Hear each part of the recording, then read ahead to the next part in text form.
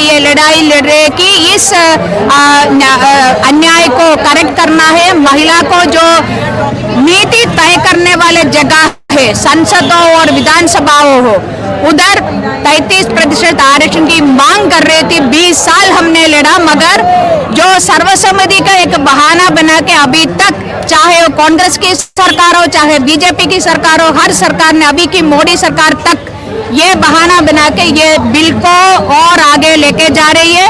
Well, we are here to demand 50% reservation for women in assembly and parliament, and this demand has been on for decades.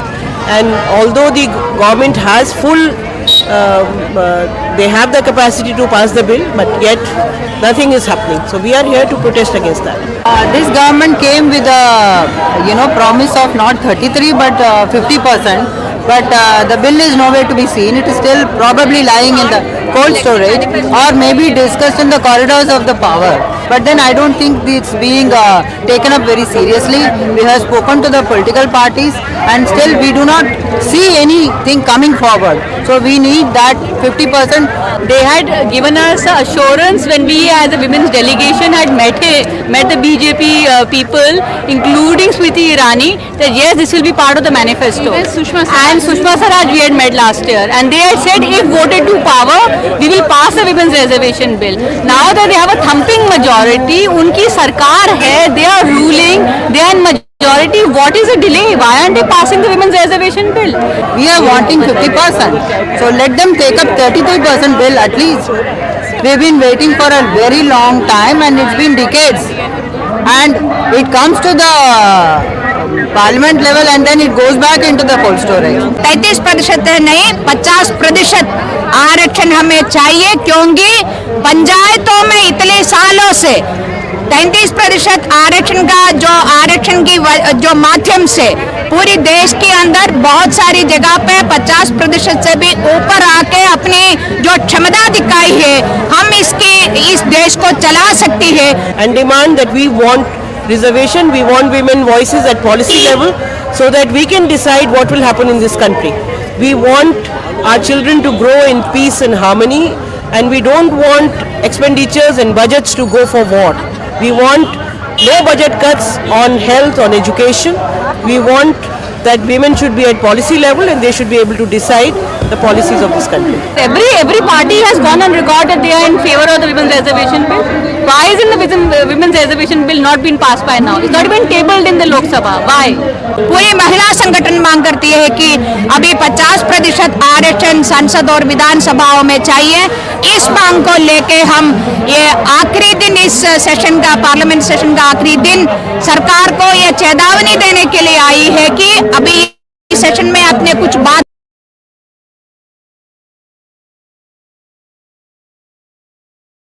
महिला प्रतिनिधियों की सभा में 2 दिन के सेमिनार में राष्ट्रपति और उपराष्ट्रपति ने जब महिला रिजर्वेशन के पास किए जाने की ज़रूरत बताई, तो एक बार फिर से महिला रिजर्वेशन का मुद्दा उछल गया है। लेकिन दुखद यह भी रहा कि जब प्रधानमंत्री को बोलने की बारी आई तो उन्होंने इस पर चुप्पी बना ली थी। आज हमारे साथ भारतीय महिला मोर्चा बीजेपी की महिला शाखा की राष्ट्रीय अध्यक्ष विजयाताई रहटकर साथ में हैं। विजयाताई रहटकर कॉरपोरेटर रही हैं औरंगाबाद से और अच्छी साहित्यिक हस्ती भी हैं। तो इनसे हम समझते हैं कि ये विद इन पार्टी क्या इनका संघर्ष है और विमेन रिजर्वेशन को लेकर ये क्या कर रही हैं।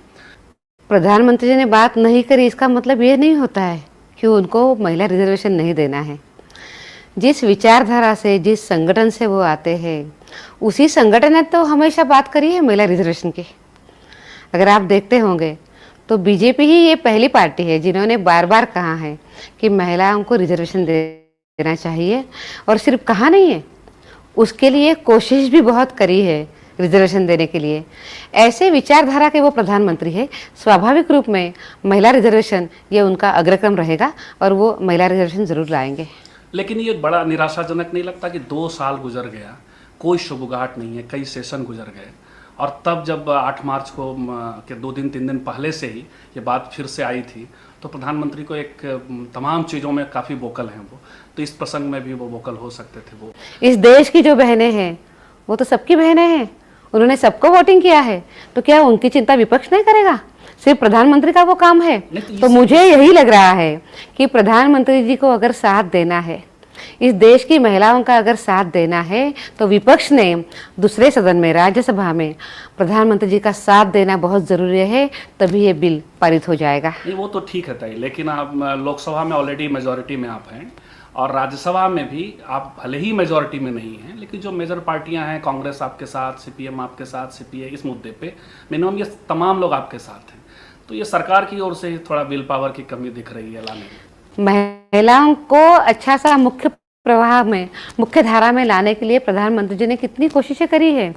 हमारी कितनी योजनाएं महिलाओं के लिए, उनको मद्देनजर रखते हुए, सेंट्रलाइज रखते हुए हमारी योजना बन गई है। तो स्वाभाविक रूप में उससे ये जाहिर होता है कि प्रधानमंत्री जी महिलाओं के पक्ष में है और उनके लिए वो काम करना चाहते हैं। एक महिला है, इस नाते आप बताइएगा कि आपको नहीं लगता कि लोकसभा और राज्यसभा में वो पुरुषों की जो सत्ता है, पैट्रियार्की है, वो चाहती है कि वो किसी तरह टलता रहे? महिलाओं को बिल्कुल रिजर्वेशन मिलना चाहिए।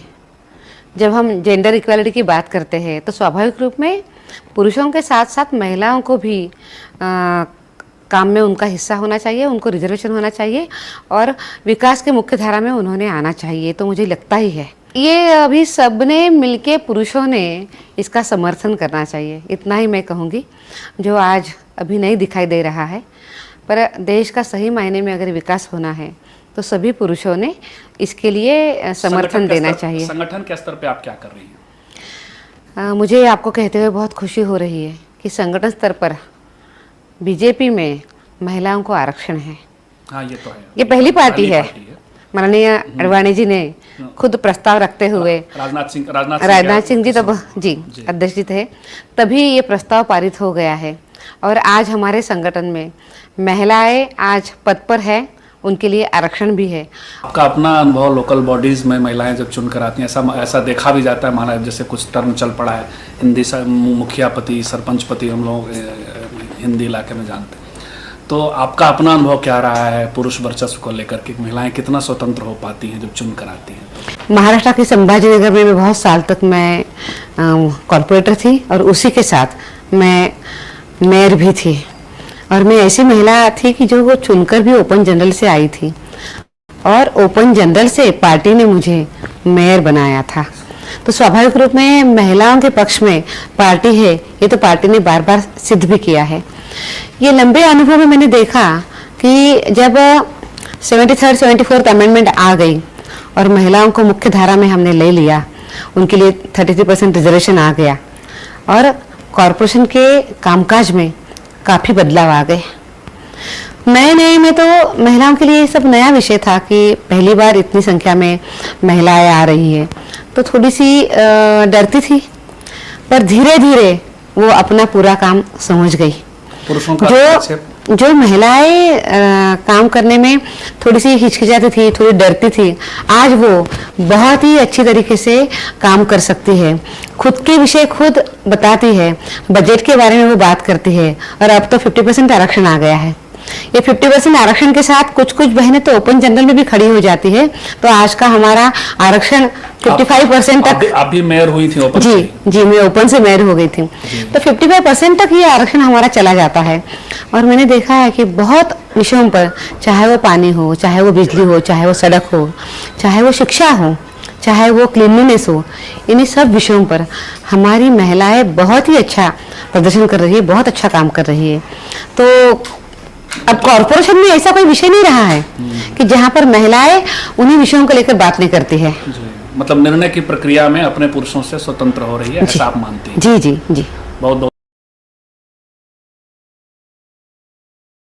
का काम हमें नहीं करना है। ना हम संविधान ठीक से चला पा रहे हैं, ना उसके ऊपर अमलबजावनी ठीक से हो रही है। सत्ता के डब्बे में वो आ गई हैं, यहाँ पे 33% आकर के और भीड़ भाड़ हो और हमें आराम से सीट ना मिले। जो महिला का एक सर्वसमावेशक ग्रुप की तरह हम आरक्षण मान रहे हैं, उसे ही बहुत सारी पार्टियां उसे नहीं मान रही है। हम जिनके साथ है, जिंदगी भर साथ में खड़े रहे, अगर हम उनको वो ये समझवाने में आज भी असमर्थ हैं कि कैसे हमें प्रोपोर्शनेट रिजर्वेशन चाहिए।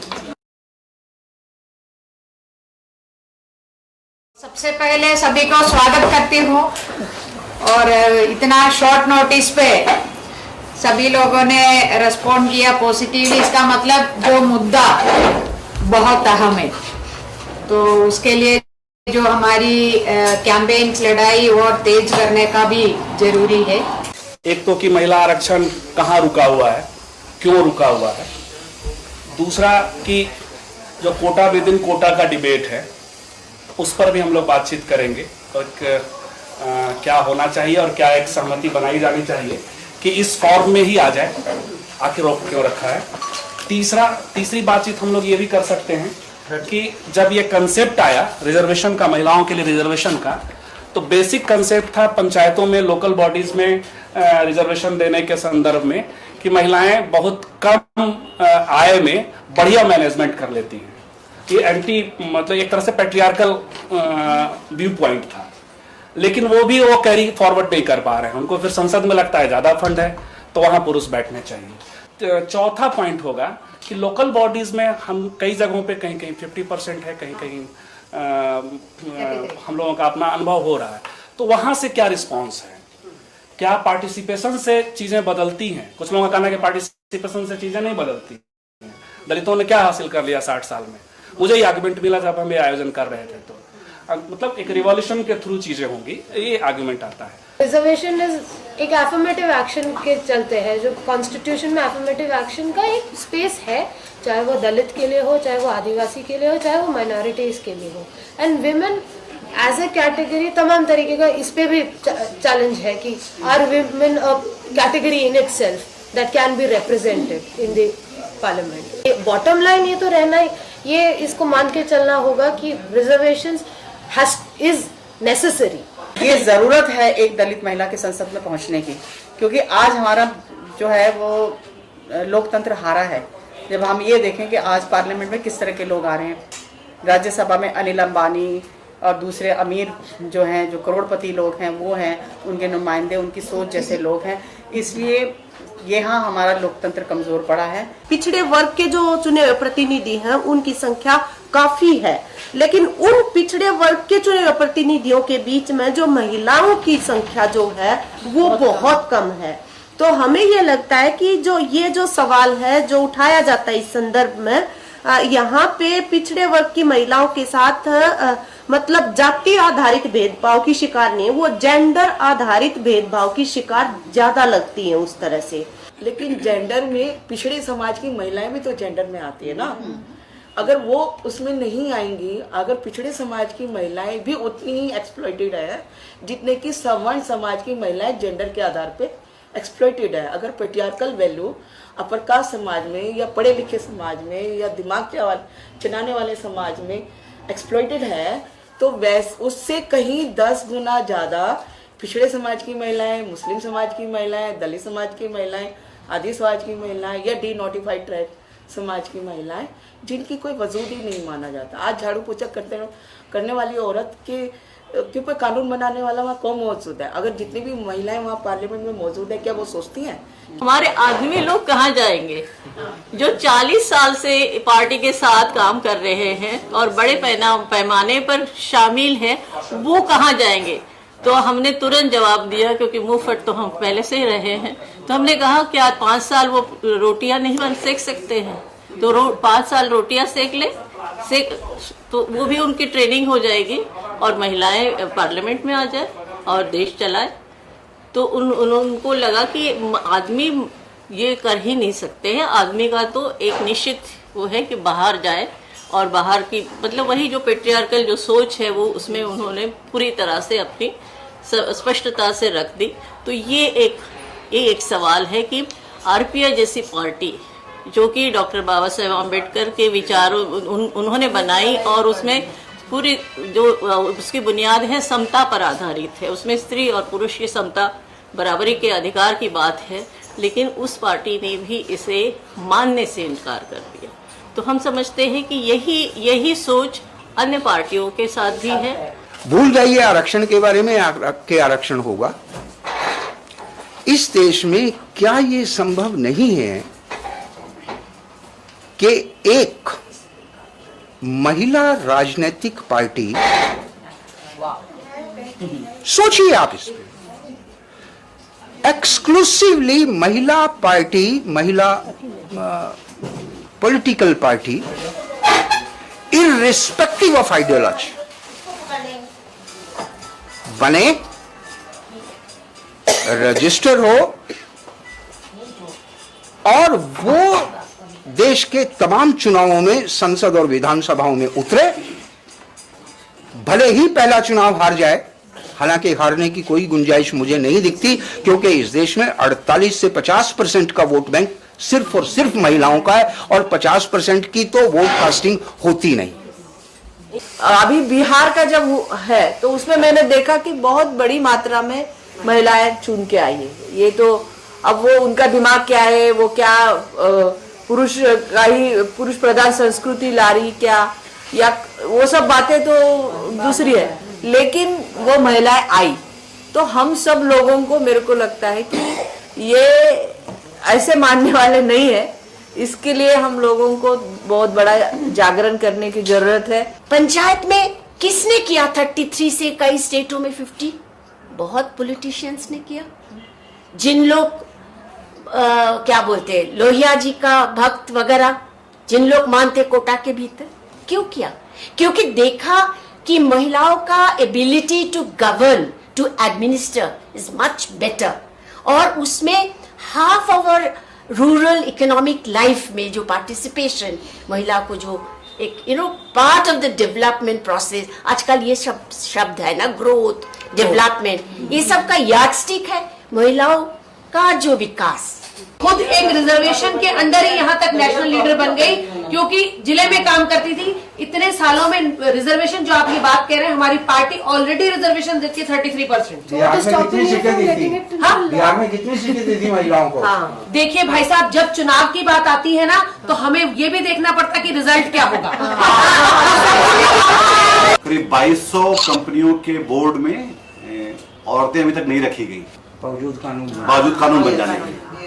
तो ये शायद इससे बाहर है, पर बाहर नहीं है। वो हमारे जीवन को और हमारे संसार को ज्यादा प्रभावित करता है इस बात से कि वो उनको वहां पर जगह मिलनी चाहिए। महिलाओं को आज भी अपनी तरफ से बहुत काम करने की जरूरत है। तो जो अपनी खुद की वो जो स्ट्रांग होने के बावजूद भी बात नहीं रख पाती, तो क्या ये मेरे दलित महिलाओं की, ये मेरे झाड़ वाली महिला की, वो घरेलू लेबर वाले की बात रख पाएंगी?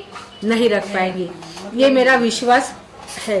तो मुझे लगता है, तो मुझे इस बात में ये लगता है कि कोटा विद इन कोटा की बात हमने सबने मिलकर, वो कैसा होना चाहिए, इसकी रणनीति हमने सबने बैठकर बनानी चाहिए। लेकिन कोटा विद इन कोटा की बात हमने जोर कस से वहां पर रखनी होगी। जब तक हम सारी महिला एक साथ आकर ये बात नहीं रखते, वो कोटा विद इन कोटा की बात नहीं आगे जा पाएगी।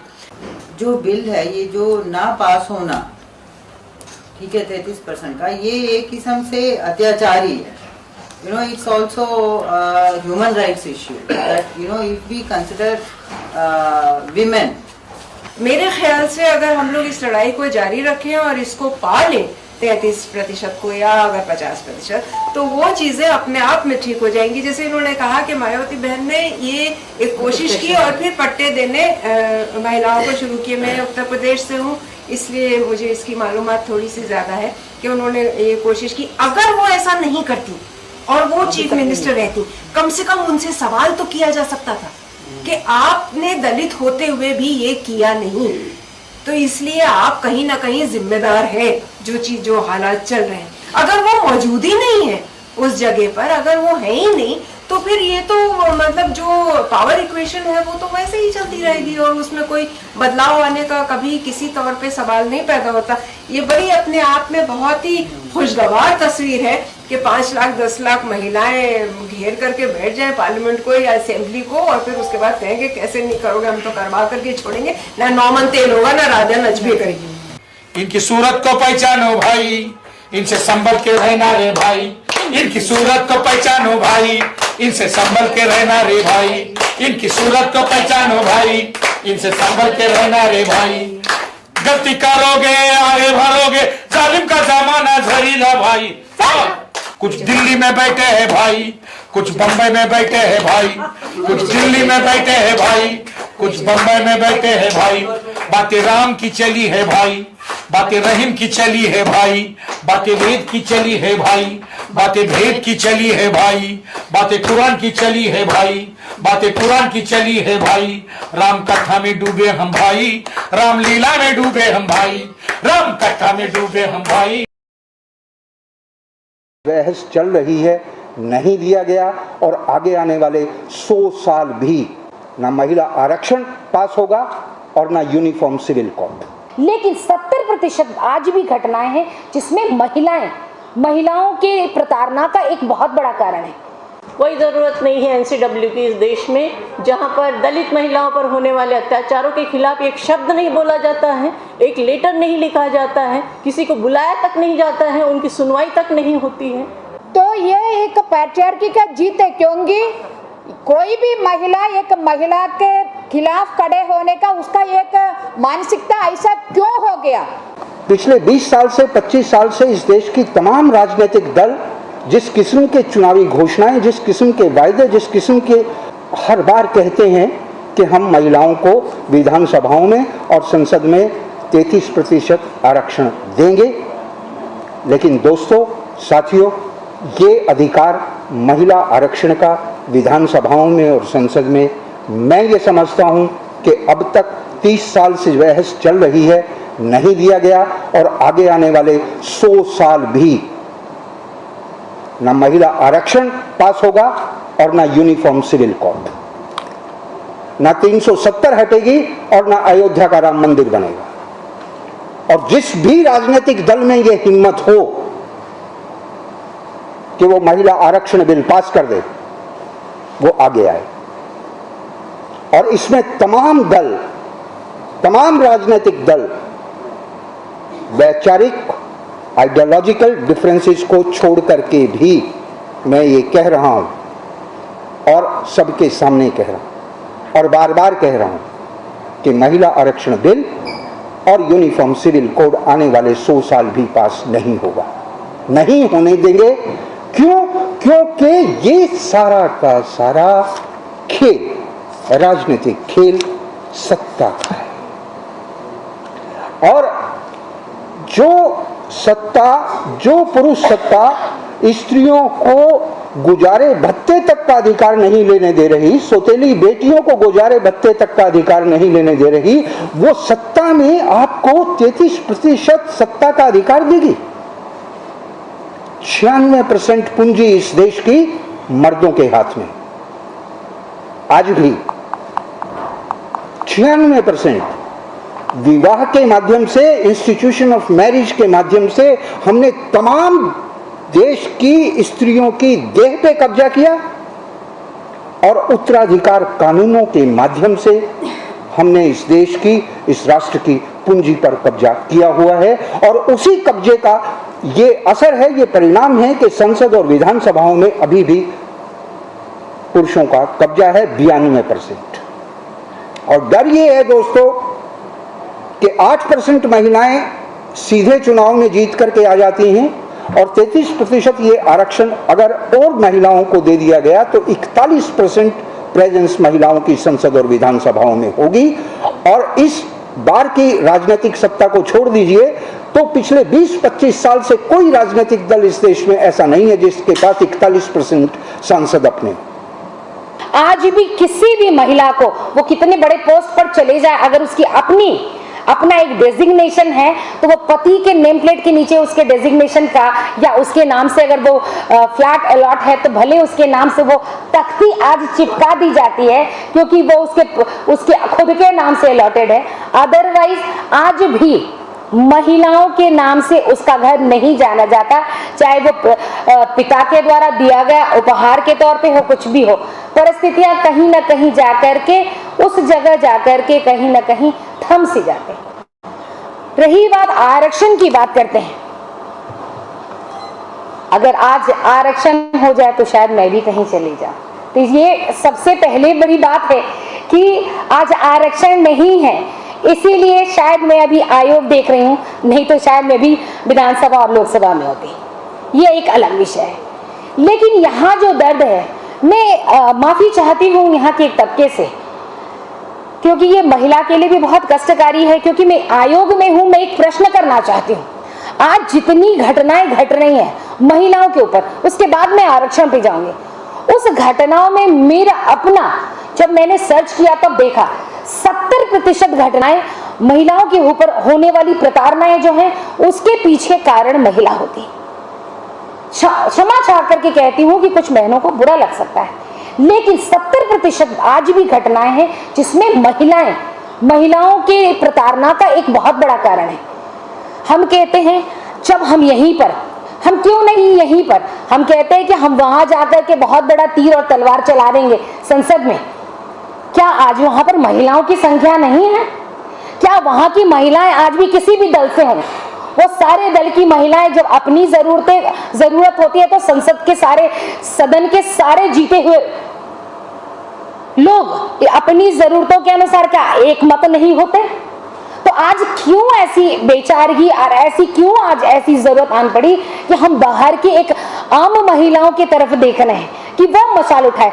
संसद में जो बैठी हुई महिलाएं हैं, चाहे किसी भी दल से, उन्होंने एक दूसरे का हाथ क्यों नहीं थामा कि यहाँ पर भी हमारे जैसी बहनें, जो हम कम से कम अपनी ताकत से वहां पहुंच चुके हैं, हमारे जैसे या हम जैसे बनने वाली बहनें भी हम तक पहुंच सके, उनके लिए उन्होंने आवाज क्यों नहीं उठाई? पुरुष नहीं उठाएंगे, क्योंकि आज जो रोटेशन की, जो इन्होंने बहुत अच्छी बात कही कि जो रोटेशन की प्रक्रिया है, वो प्रक्रिया किसी को भी कभी भी कोई एक्सेप्ट नहीं करेगा। और जो सरकार अभी इस समय है, मौजूदा सरकार, उसकी तो परिभाषा में ही स्त्री नहीं आती है जी। उसकी परिभाषा जो है, जो वैचारिकता है, जो उसकी जो बुनियादी सोच है, उसमें महिलाएं बिल्कुल माइनस है। महिलाओं की भागीदारी वो कभी भी नहीं चाहेंगे, और महिलाओं की आवाज़ तो वहाँ उठेगी तो जिस तरह से जो दबी हुई आवाज़ में या कभी कभार एक आध शब्द बोलने की जो उनको इजाज़त दी जाती है, सुषमा स्वराज और स्मृति ईरानी और तमाम उनकी जो महिलाएं हैं, वही तक रहेगी।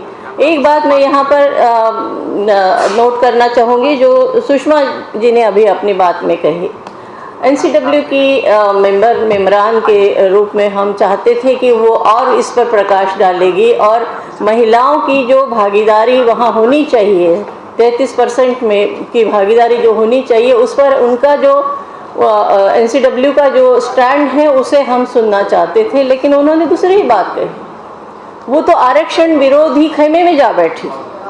उन्होंने सीधे सीधे कहा कि जो 70% जितनी भी उत्पीड़न की जो मुद्दे आए हैं सामने, जो उत्पीड़न की केसेस आई है, उसमें महिलाएं ही शामिल हैं। बताइए, ये अगर सोच लेकर हम NCW में बैठे हैं तो क्या उम्मीद करेंगे हम NCW से? ताला लगा दीजिए जी, ताला लगा दीजिए, हम बहुत खुश हो जाएंगे, ताला लगा दीजिए। कोई ज़रूरत नहीं है NCW की इस देश में, जहाँ पर दलित महिलाओं पर होने वाले अत्याचारों के खिलाफ एक शब्द नहीं बोला जाता है, एक लेटर नहीं लिखा जाता है, किसी को बुलाया तक नहीं जाता है, उनकी सुनवाई तक नहीं होती है। पिछले 25 साल से रजनी और हम ये बात लेकर जाते हैं, और इतनी केसेस उनको दी जाती हैं, तब भी एक भी आवाज़ या एक भी चिट्ठी लिखी नहीं जाती है। क्या ज़रूरत है? अपनी पार्टी का एक तमाशा बनाकर वहाँ पर बिठा दी है कुछ महिलाएं, जो कि इस तरह की बात करती हैं कि महिलाओं का शोषण कर रही हैं। ये पुरुषवादी सोच कितनी हावी है हमारे ऊपर, और ऐसी ज़्यादातर महिलाएं आपको मिलेगी, क्योंकि उनका पूरा जो कंट्रोल है वो पुरुषों के हाथ में है। उनकी कोई आवाज़ ही नहीं है, और जब वो उठने की कोशिश करती है बेचारी, अब यहाँ उनके लिए बेचारा शब्द इस्तेमाल करना पड़ेगा, वो बेचारी हो जाती है और वो उन्हीं की भाषा में बोलने लगती है। जैसे कि आरक्षण के लिए उन्होंने यही बात कही कि वहाँ पर 5 साल के बाद अगर बदलता है, उम्मीदवारी बदलती है, तो कौन इसको मानेगा? तो आवाज़ हमारी उनके साथ खड़ी हो गई। हम नागपुर में जो सम्मेलन हुआ, उस सम्मेलन में जो 8 प्रस्ताव पारित किए, उनमें से 7वां प्रस्ताव ये महिला रिजर्वेशन पर था, जिसे सुलोचना बाई डोंगरे ने प्रस्तुत किया था। और उस समय उन्होंने ये जो बात रखी थी, उस बात में उन्होंने रखा था विधायक में चाहिए, विधायक में महिलाओं का रिजर्वेशन होना चाहिए, नौकरी में होना चाहिए, एजुकेशन उनका पढ़ाई होनी चाहिए, मतलब तमाम कोने पर, चाहे वो पंचायत है, चाहे वो विधायक है, चाहे वो संसद है। उन्होंने ये बात भी रखी कि एक अनपढ़ आदमी की बजाय अगर एक औरत को रिप्रेजेंटेशन दिया जाए तो वो बहुत ही यूज़फुल होगा कि औरत उस अनुभव को बहुत अच्छे से शेयर कर सकती है। क्योंकि क्यों हम रिजर्वेशन मांगते हैं? क्योंकि पार्लियामेंट के अंदर जितने भी लोग हैं वो उस समुदाय और उन जमातों से नहीं हैं जिनके लिए कानून बनाए जाने की ज़रूरत है। अगर कोई गरीब, उत्पीड़ित या वंचित समाज के लोग हैं, उनको सही रूप से रिप्रेजेंट करने के लिए पार्लियामेंट में अभी तक लोग वहाँ मौजूद नहीं है। बेशक राजनीतिक रिजर्वेशन है, उस राजनीतिक रिजर्वेशन में भी पार्टी लेवल पे जो नुमाइंदगी होती है वो अपने पार्टी के कंट्रोल में होते हैं। अगर महिलाओं को 33% आरक्षण मिलता है, उसमें सभी समुदाय की महिलाओं को अगर समानुपातिक रिप्रेजेंटेशन मिलता है तो वो अपने समुदाय के दिक्कतें और मुश्किलें और या उनकी जो ज़रूरतें हैं उन पर वो कानून बनाने के लिए वहाँ पर उपस्थित होंगी। सिसकता रहेगा मानस समय की धार से कब तक, अंधियारे को चीरकर उजाला होगा कब तक, अंधियारे को चीरकर उजाला होगा कब तक। ये मेरी पंक्तियां हैं, ये एक आरक्षण को लेकर एक है, लेकिन उम्मीद और आशा और विश्वास ये है आज के समय में महिलाओं के अंदर भी जो विरोध करने की, प्रतिरोध करने की एक धारा जो बहने लगी है। अगर एक बिल्कुल एकदम एक अभी जो उदाहरण आपके सामने है बहन मायावती जी के बारे में जिस तरीके से बोला गया, लेकिन उसका जो विरोध जो समाज के अंदर नजर आया, मैं उस विरोध के ऊपर अपनी बातचीत करना चाहती हूँ। जहाँ महिलाएं कट्टरवाद की तरफ या सत्ताधारियों की भाषा बोलती हैं, लेकिन उससे कई गुना ज़्यादा उसको भी देखने की जरूरत है जिसमें सारी महिलाओं ने, भले ही वह किसी भी विचारधारा से संबंधित हो, बहन मायावती के ऊपर किए गए जो आक्षेप, वो जो एक टिप्पणी थी, उसका विरोध किया है। अंबेडकर महिलावादी है, इसके बारे में ज़्यादा बात नहीं होती है। ये बहुत आवश्यकता है इसको। ये अंबेडकर कितना महिला के अधिकार के प्रति, महिला के ऊपर हो रही हर प्रकार की जो डिस्क्रिमिनेशन, चाहे वो कास्ट की डिस्क्रिमिनेशन हो और जो वेज पे हो, एम्प्लॉयमेंट पे, हर क्षेत्र में जो डिस्क्रिमिनेशन होती है वो सभी चीज़ के खिलाफ कैसे आवाज़ उठाई थी अंबेडकर, ये चीज़ को हाईलाइट करने का भी बहुत ज़रूरी है। और मैं बहुत चीज़ बोलने का टाइम नहीं है, मगर सिर्फ ये बोलना चाहती हूँ, देखो ये पैट्रियार्की का कितना बड़ा एक जीत है हमारी इस मंच पे भी हमने देख रही है। 75% जो वायलेंस हो रहे महिला के खिलाफ वो महिला ही कर रही है, बोल रही है। एक महिला की कॉन्स्टिट्यूशनल राइट्स को सुरक्षित करने का एक संस्था है देश का NCW, उन्हीं की ये ऑफिशियल डेटा बोल रही है। तो ये एक पैट्रियार्की का जीत है, क्योंकि कोई भी महिला एक महिला के खिलाफ खड़े होने का उसका एक मानसिकता ऐसा क्यों हो गया, जो स्किन का ऊपर ट्रीटमेंट हमें नहीं चाहिए, हमें उस जड़ तक जाके मुद्दे को पकड़ना, इश्यू को पकड़ना, उसका इलाज करना। आप वो नहीं करेगी, आप सिर्फ कॉस्मेटिक ट्रीटमेंट हमें नहीं चाहिए। और ये हम समझते हैं ये पैट्रियार्की का एक बहुत बड़ा चालाकी का खेल है, इसको हमें समझने का बहुत एक आवश्यकता भी है। एक ही एक बाधा है रिजर्वेशन के खिलाफ अभी खड़ा है, वो पुरुषा क्या पैट्रियार्की है। हर लोग ये सोच रहे अरे कुर्सी महिला के लिए कैसे छोड़ूं, ये एक बहुत बड़ा प्रश्न है। सब लोग, सभी पार्टी तैयार है महिला आरक्षण के लिए, जो SP हो या RJD हो, वो लोग भी तैयार है कुछ ना कुछ परसेंटेज देने का, मगर पूरा देने का तैयार नहीं, क्योंकि महिला के लिए क्यों छोड़े, वो घर में रहे। तो ये एक जो अंबेडकर ने जो बोला मनुवाद महिला को एक डिग्रेड करती है, उसको हमें क्या है तोड़ना है। और तो बहुत सारी प्रकार का आंदोलन एक साथ हमें आगे लेके जाना है, करना ही होगा हमारी विमेन रिजर्वेशन, क्योंकि दुनिया आपको विवश करेगी कि आपको करना